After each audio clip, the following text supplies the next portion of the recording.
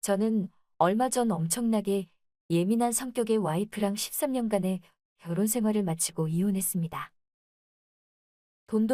돈밖에 모르는 아내였어요.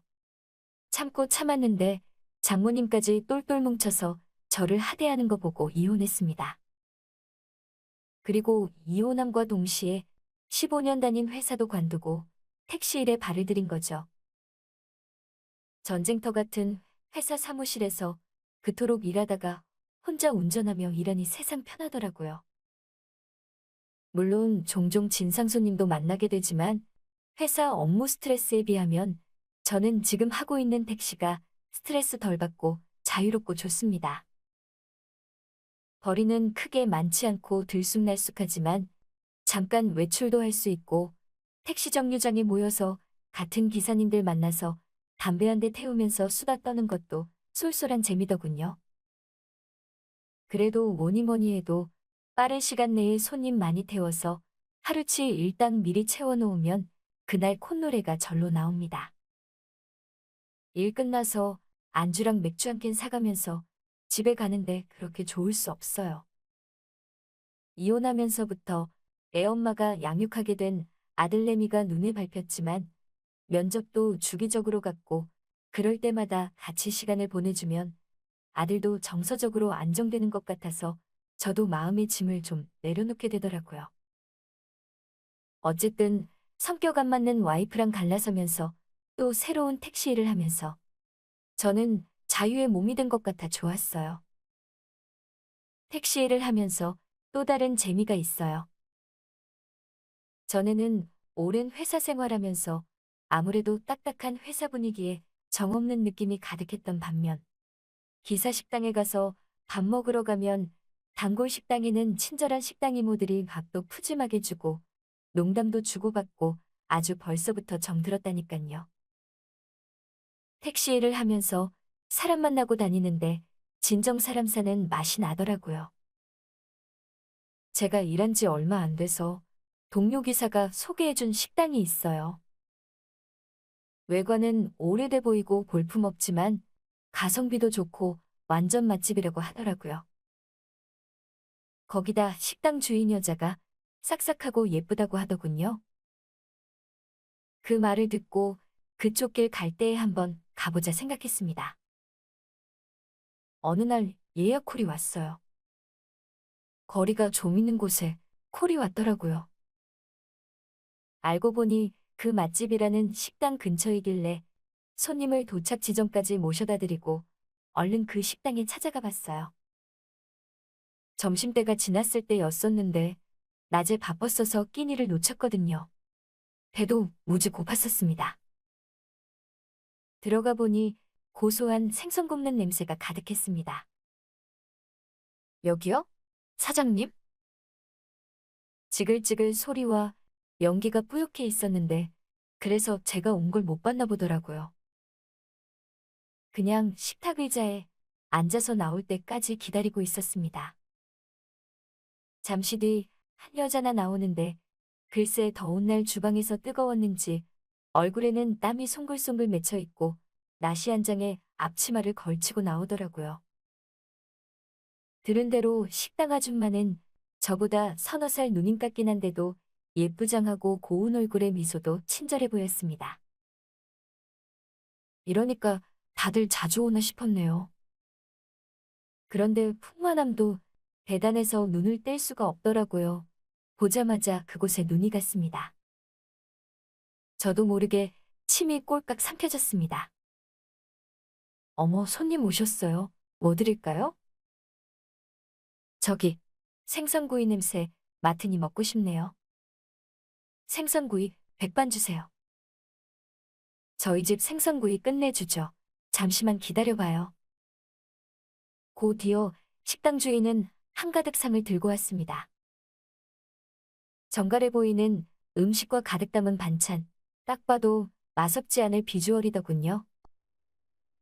손님, 처음 오셨길래 서비스 더 챙겨드렸어요. 배부르게 드세요. 아, 고마워요? 제가 처음 왔다고 서비스도 많이 줬더라고요. 먹어보니 맛도 좋고 기분도 좋아졌습니다. 그렇게 먹고 있는데 점심 식사 시간이 지난 후여서 그런지 손님이 없더라고요. 저와 그 식당 여주인 단둘이 있었습니다.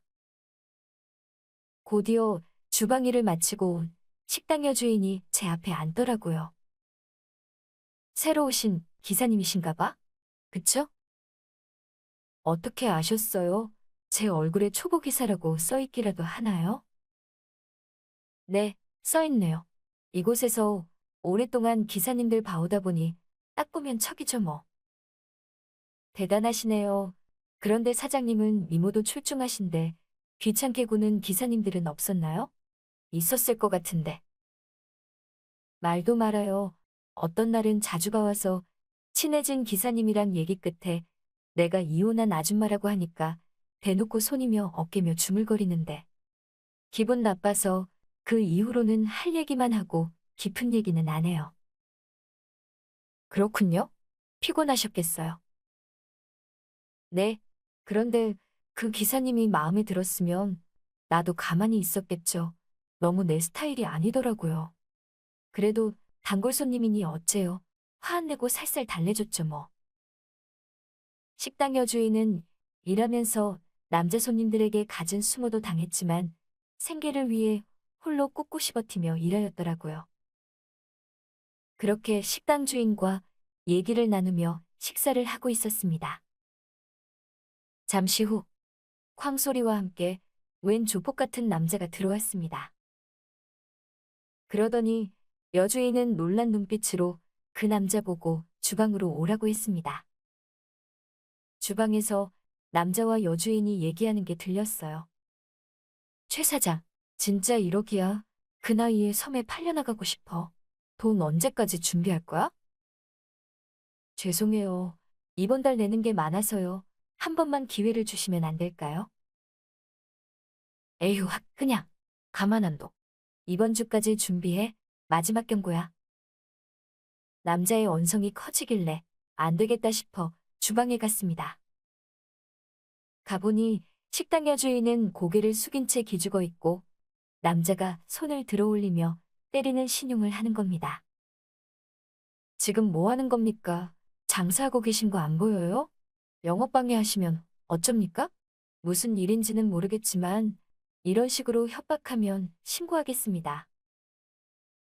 뭐야 당신은? 그러더니 그놈이 제 멱살을 잡는 겁니다. 그만하세요. 제가 꼭 준비할 테니 오늘은 가주세요.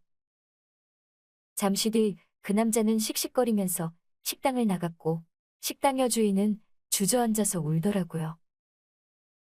조금 전까지 밝고 활기찬 여자인 줄만 알았는데 뭔가 복잡한 사정이 있어 보였어요. 사실 이혼한 남편이 도박을 그렇게 했었는데 빚도 많더라고요. 어느 날 저 몰래 제 식당을 담보 삼아 여기저기 빚을 냈었고 그 바람에 제가 일부는 갚았는데 아직 남아있는 게 많네요. 에휴, 이 왼수 같은 인간. 그 식당 여주인 눈망울에 눈물이 고이는데 너무 안쓰러웠습니다. 저는 그녀의 눈물을 손으로 닦아주고 꼭 안아주었습니다. 토닥토닥 해주며 제가 말했어요.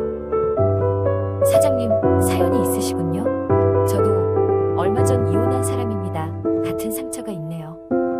거기다 사장님은 떠안고 가야 할 빚도 있다 하니 더욱 힘들었겠어요. 제가 도움은 못 드려도 지금 이 순간만은 사장님을 꼭 위로해주고 싶은 마음이네요.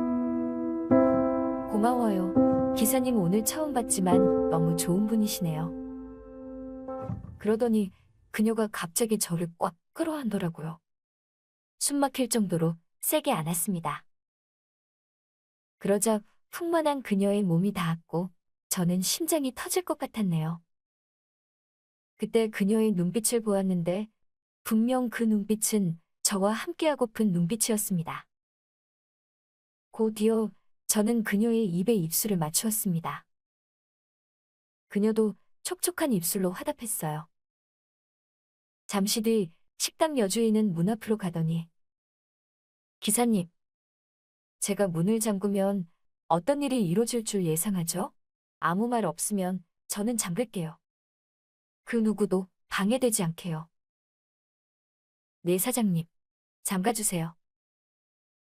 그러자 여주인은 식탁 쪽으로 저를 끌고 오더니 식탁 모서리에 두 손을 올리고 자신의 뒤에 서 있는 저를 지그시 쳐다봤습니다.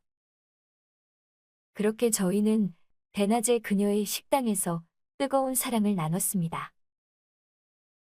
풍만한 매력에 그녀는 마음도 풍만한 여자더군요.